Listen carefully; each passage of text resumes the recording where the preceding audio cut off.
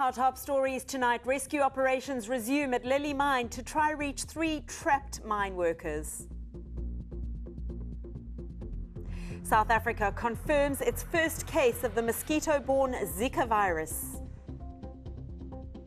This is eNEWS Direct Weekend Edition. Good evening, I'm Amy McIver. And I'm Benito Vegatini. You can comment on any of our stories by following us on Facebook and Twitter at eNEWS Direct. Or you can check our content on our website, eNCA.com/direct. Drilling operations at Lily Mine in Mpumalanga got underway today. It's been 2 weeks since 3 workers were trapped underground after a part of the gold mine collapsed. Officials have brought in specialized equipment to help with the rescue operation. Mining experts will use a drill similar to the one used to rescue Chilean miners in 2010. Officials will create an alternative exit route in order to access the trapped workers. Priti Nkambule, Solomon Nyarende and Yvonne Mnisi were in a container that plunged into a sinkhole. A report on alternative rescue methods is expected on Monday.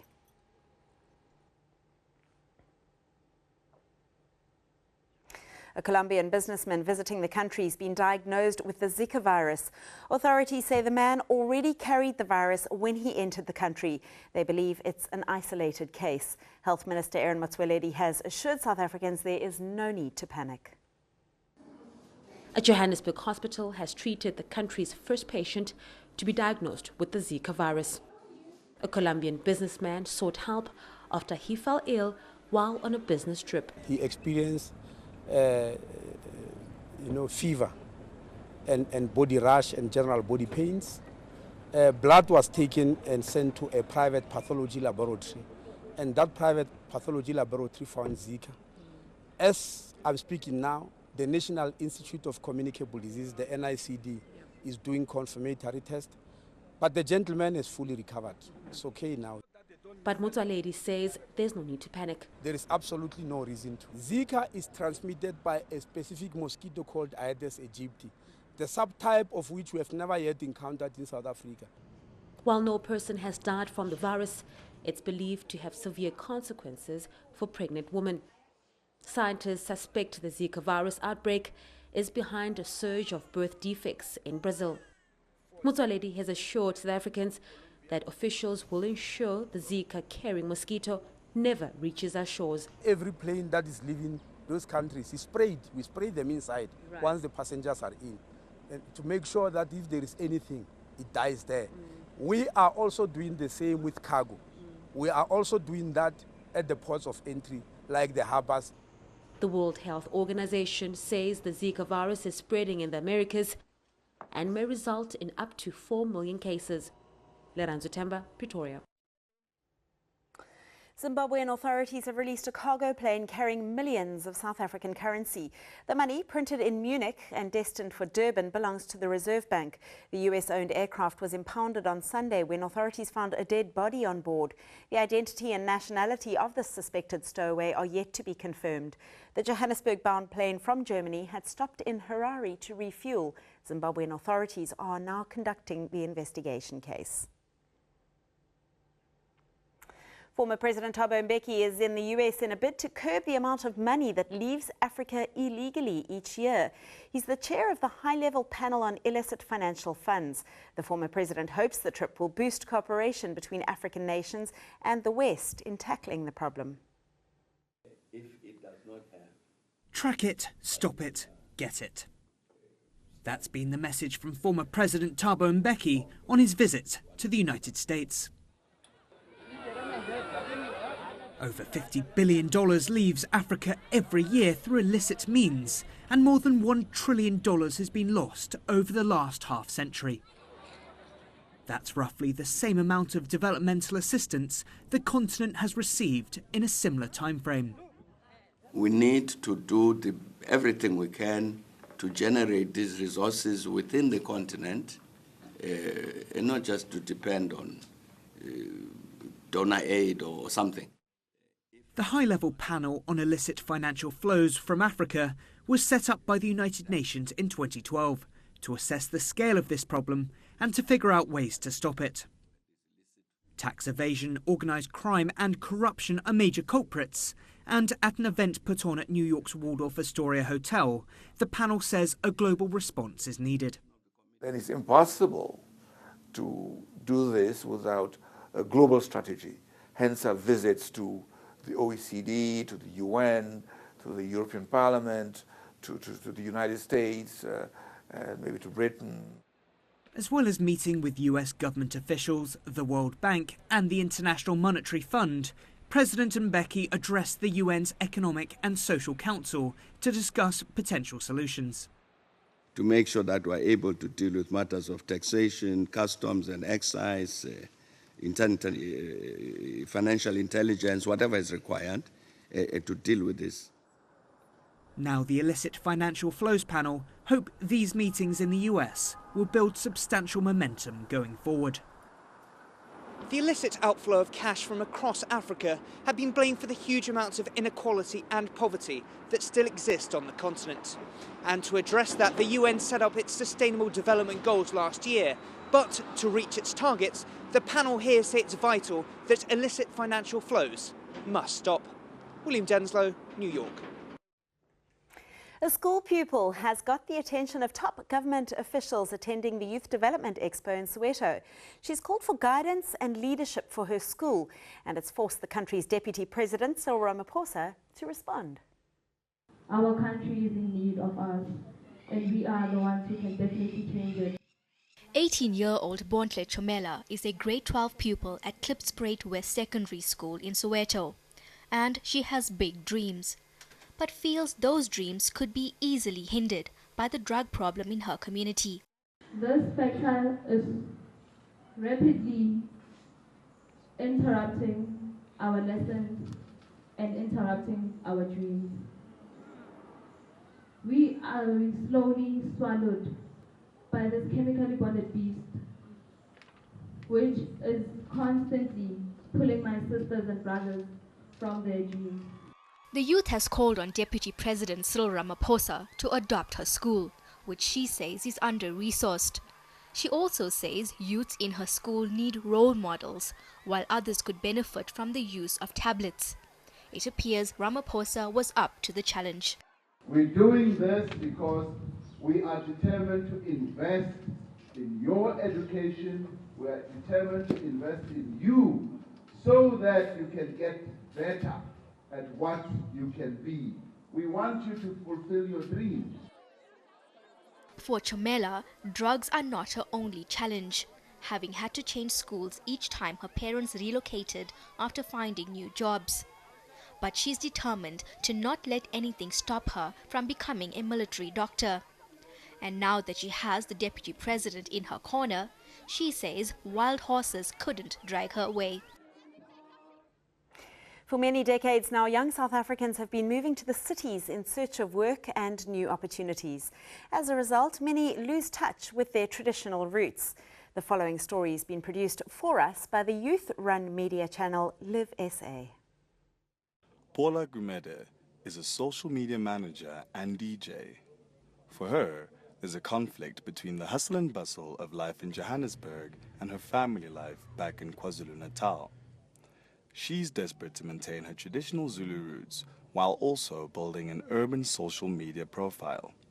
I go by the name of DJ Love Slave, and I'm also a social media maven of some sorts. I would say that I'm a feeder of the urban culture in Johannesburg, following like the music scene, like your Brahm scene and all of those things. Fashion as well. It is a popular notion that urban youth happily reject tradition. In many city spaces such as these, however, we see more and more young people openly support traditional rights and customs. Okay, I'm Zulu. I'm from KZN. My heritage is a very big and important part of me. And so is my urban life. I like both of them. It's like having to choose between two boyfriends. Paula enjoys going home as it provides a welcome break from the pressures of urban living. Some modern Western beliefs, such as feminism, are often in conflict with traditional customs like lobola. Despite this, Paula plans to observe traditional rites such as these when she gets married.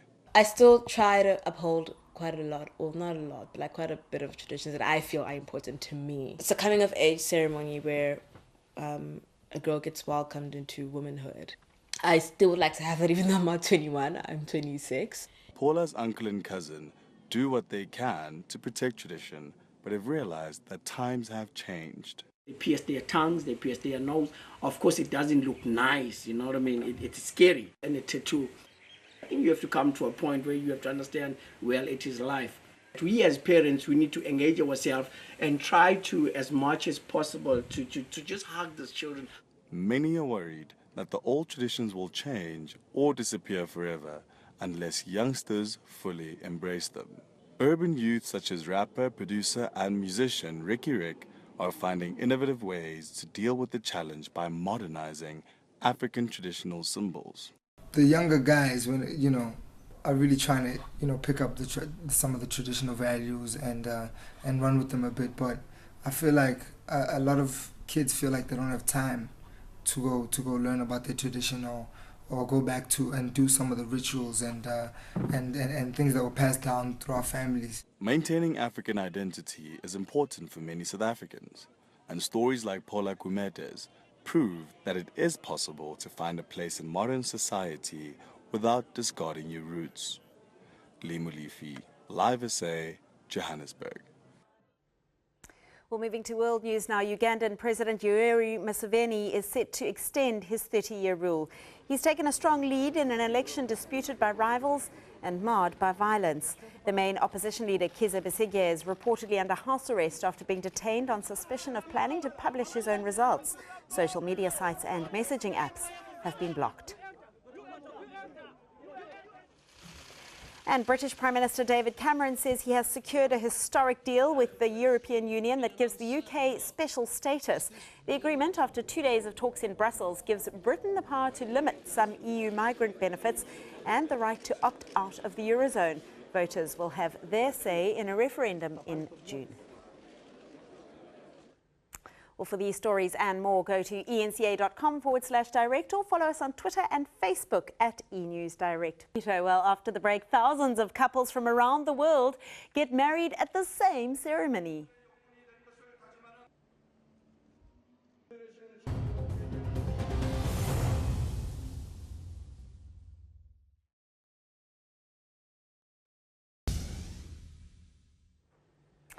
The writing world is mourning the death of Pulitzer Prize winner Harper Lee. The author of To Kill a Mockingbird died in her sleep yesterday. The 89-year-old's death came just a year after her long-awaited sequel, Go Set a Watchman, was published. Lee suffered a stroke in 2007 that forced her to move to her hometown of Monroeville. To Kill a Mockingbird became a national institution in the US when it was published in 1961. Many regarded it as the defining text on racial issues in America. About 3,000 couples from around the world have taken part in a mass wedding. Some had only met days before and were matched by South Korea's Unification Church.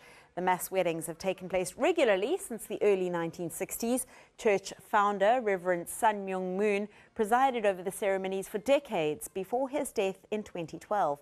The church has often been criticized as a cult. Many have questioned its finances and accused it of indoctrinating followers who are known as Moonies. But the followers couldn't be happier. I'm really excited and I'm very grateful and happy to be with my spouse. We're now blessed and we can start a family together. I'm really, really happy. Well, that's your entertainment for tonight. Up next is your detailed weather forecast with Joel Guy.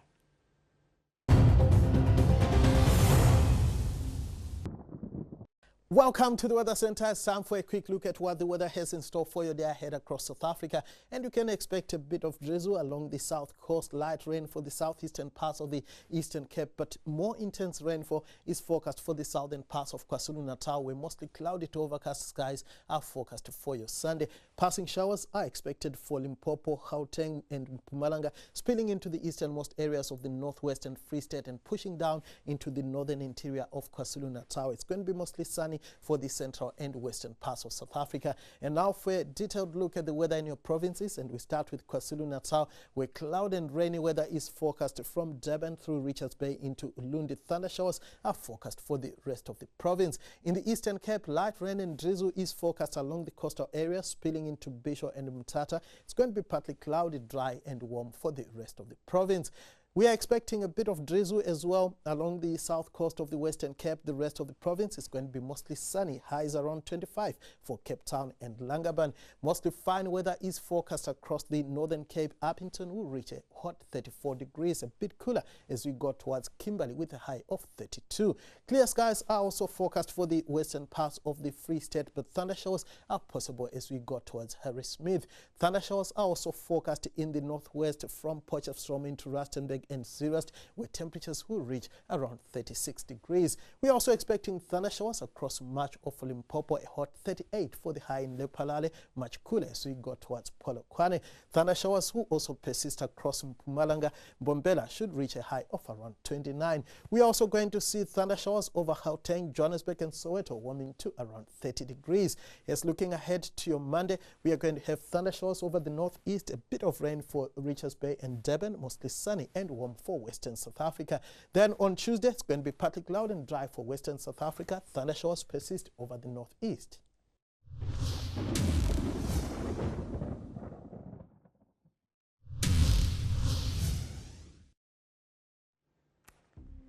A recap of your top stories this evening. Rescue operations resume at Lily Mine to try reach 3 trapped mine workers.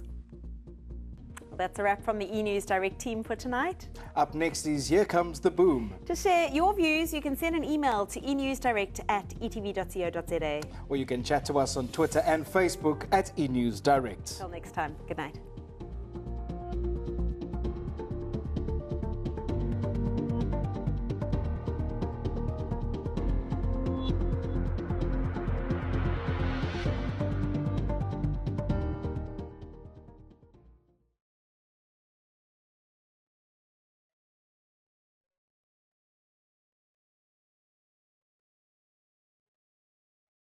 Previously on eNEWS Direct.